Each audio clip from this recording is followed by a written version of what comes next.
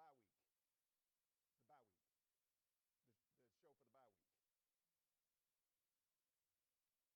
show for the bye week. On Sunday? Oh, okay. I thought. Oh,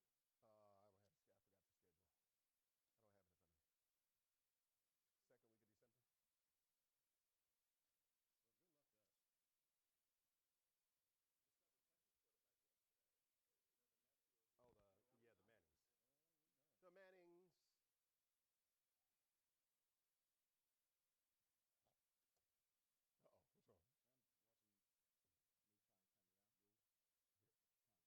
week.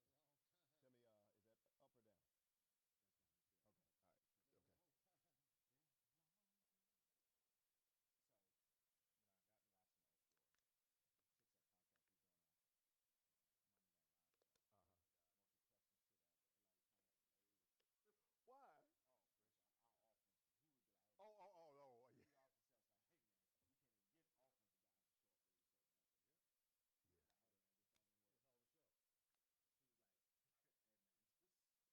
Tell me, is that up or down? Okay, all right. Okay. Uh-huh. Why? Oh,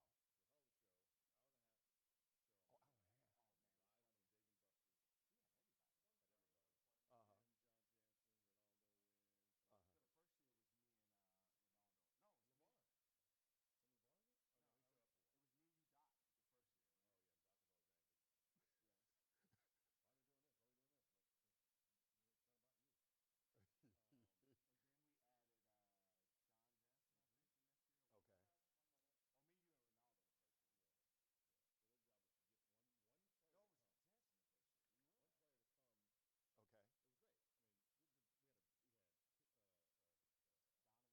Oh, hour and a half. Uh-huh. Uh-huh. Okay. Okay. Okay. Okay. Oh, Brenda? Was it Brenda? Okay. Yeah, we're gonna talk a little football.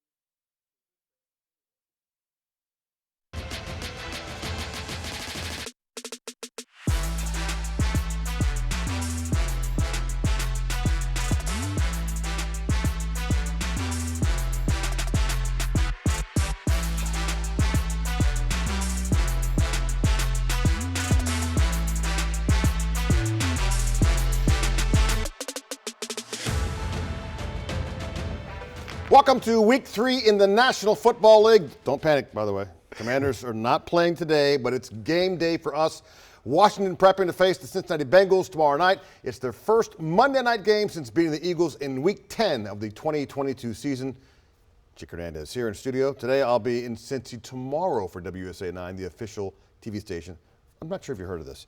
We're the official TV partners of the Washington Commanders. Our partnership equals exclusive reporting on the team before you see it anywhere else. And time for the Three Amigos. Yes. My co-host Wisdom Martin, and the key card still works for the former cornerback of the Washington franchise, Shawn Springs, is here again. It's great to see you. Yeah. It's good to be seen. Yes, yes. And you know how they always say, you know, that you got your MVP player and somebody has to throw the ball in and somebody has to dribble up and pass it to the shooter. Mm-hmm. I'm just saying, there's 3 of us. Yeah. Somebody got to throw it in, somebody got to dribble up, and somebody got to shoot it. I'm an assist man myself, so I don't have a problem. I don't have an issue with it. I would have thought you would say I'm going to be the shooter. The guy who's in the warm weather. Right. While we're in the studio working, he's out in the warm weather. Warm weather. On the road. Dude, Tampa, I had to take my pants off and bring them out in the press box. Oh, no. That's too much information. Yes, please, fine. Yes, way too much. It's hard work. Yes, Springs. Yes. Yeah.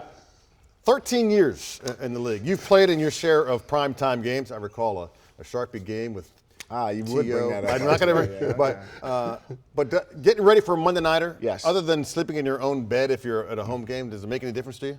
Oh, I love Monday nights. Here's why Monday nights are so important. All your peers get to see you play, right? So now you can put the league on notice and say, hey, you get to see the Washington Football Commanders. Guess what? They're going to see the corners, you're going to see defense, but everyone in the league is going to say, you know what, they're the real deal, or hopefully you don't get beat too bad. right. You don't get beat too bad. All right, so when you were at Ohio State, you had that's big time. Yeah. You were on TV all the time. You're playing against the likes of Michigan, your rivals hardcore. How much of a factor, how did that help you when it came to you going into pros? You've already done all this on the big stage in college against the big schools in college.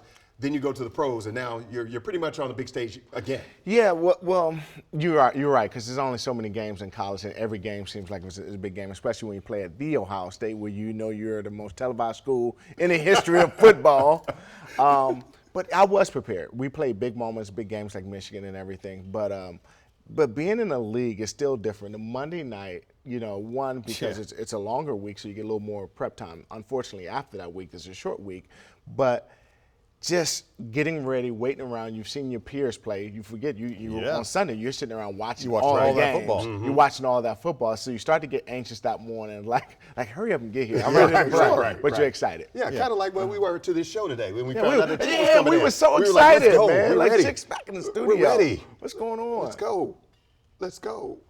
Let's go. All right, Springs is here for the duration. Look, at 1-on-1, we've seen some good and some not so good moments that show growth, and some Dan Quinn would rather forget. In my weekly exclusive with the head coach, I needed an early status report on his squad.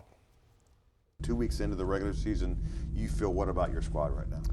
I feel, one, a lot of resilience, and two, I feel their connection. This brotherhood that they have together is real, and that's a really powerful thing for them, knowing that they can count on each other in the hardest moments.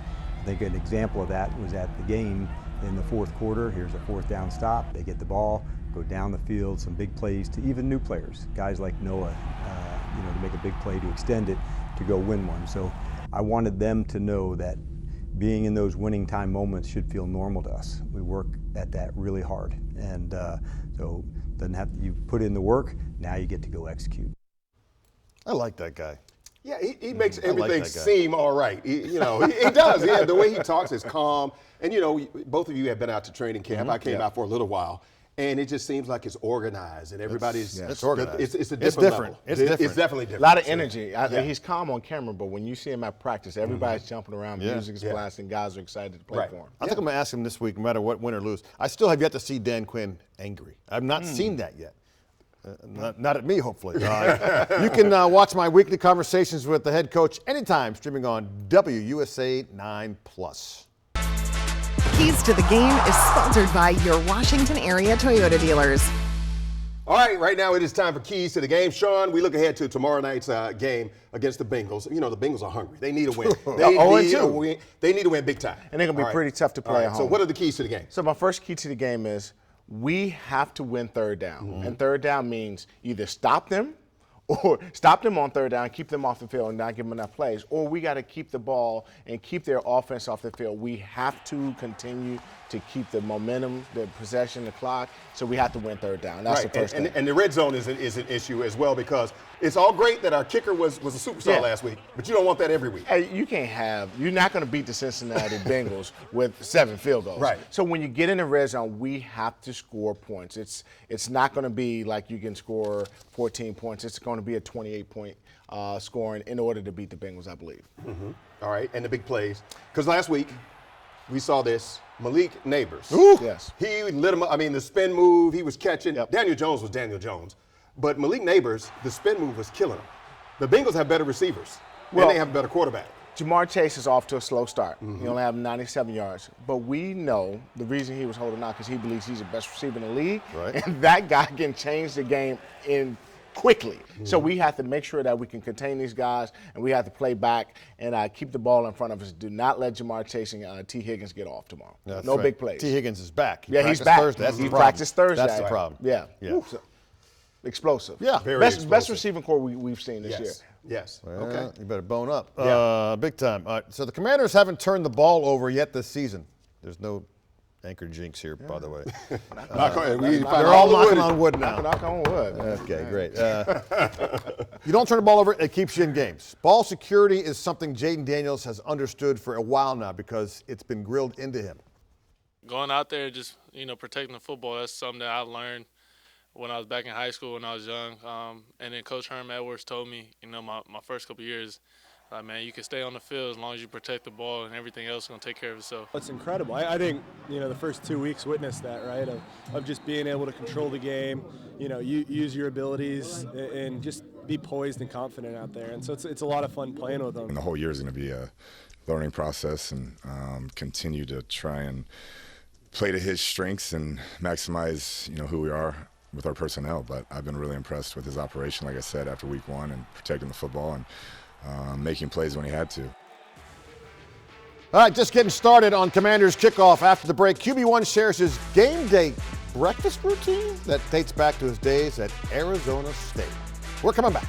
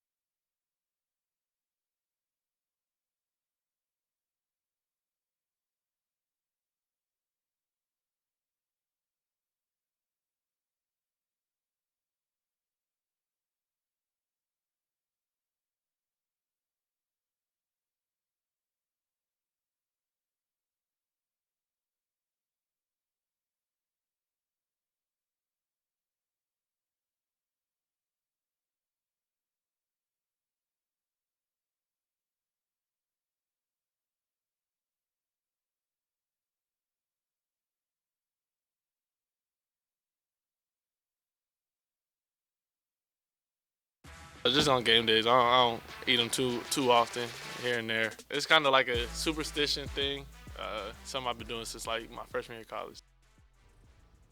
That was Jaden Daniels earlier this week talking about how he eats waffles on game day. The Rook says he's a big waffles guy, but he makes sure not to have too much of a good thing. Huh. Is he cook? Is he cooking his own? I think That's a homemade. That's one of those. I have one of those at home. Do you? Yeah, I have that. I make that at home. I used to. I don't have time anymore. I'm just impressed that he's cooking his own food. That's great. Well, that's what I'm saying. I mean, so did you eat food? What was your breakfast plan before a game? Yeah, we did. In college, they forced us to eat. They would go around and check off and say, "Are you eating something?" So we had to say either oatmeal, fruit, or something, but steak and eggs, whatever. Then in the NFL, I got nervous, so sometimes I would eat, and sometimes I'd be like, I'm just going to keep it real light. So I would just usually eat some oatmeal with some fruit on top of it. Oatmeal? Yeah, man, oatmeal's great. Oatmeal is good. It's good, but it's a good for a carb. game? It's a good carb, right? Yeah, but it doesn't fill you up though. Do I look like I need to be filled up and play corner? Some guys didn't want to be filled up. We've seen the uniforms during a game. Yeah, right. Okay, right. I understand. You gotta look good in your uniform. Well, that's true. right? That's true. You gotta keep it tight. I understand. What do you do before the morning show? Eat whatever I can find that will stop my stomach from growling. Because if you ask Allison and Annie during the reads, all you hear is.